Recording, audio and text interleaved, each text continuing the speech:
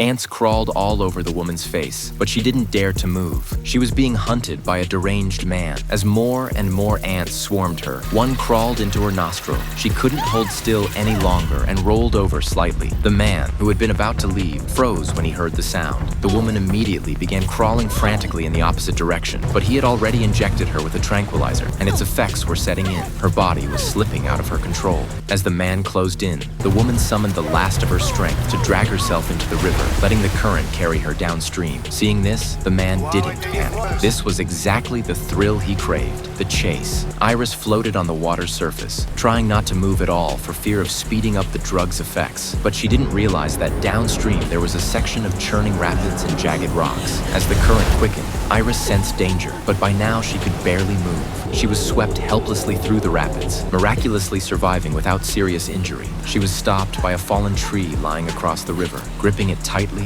Iris clung for dear life. Her entire body was numb, except for her hands, which she forced to inch her toward the riverbank. If she could just get out of the water, even if the tranquilizer completely took hold, she would be safe for now. Finally, just as the timer on her watch reached 0, Iris lost all control of her body. Only her eyelids could still move. Suddenly, she heard the whir of a lawnmower approaching from behind, its blades slicing through the grass. Despair washed over her. She squeezed her eyes shut, certain it would run her over. But just before impact, the mower stopped. She wasn't as hidden as she had hoped. An elderly man mowing the lawn approached, puzzled. He called out to her repeatedly, but Iris couldn't respond. Only her blinking eyes showed she was conscious. Sensing something was very wrong, the old man fetched a wheelbarrow, carefully lifted Iris into it, and took her to his home. He picked up the phone to call the police, when suddenly there was a rapid, urgent knock at the door. Unable to speak, Iris blinked wildly, trying to warn him,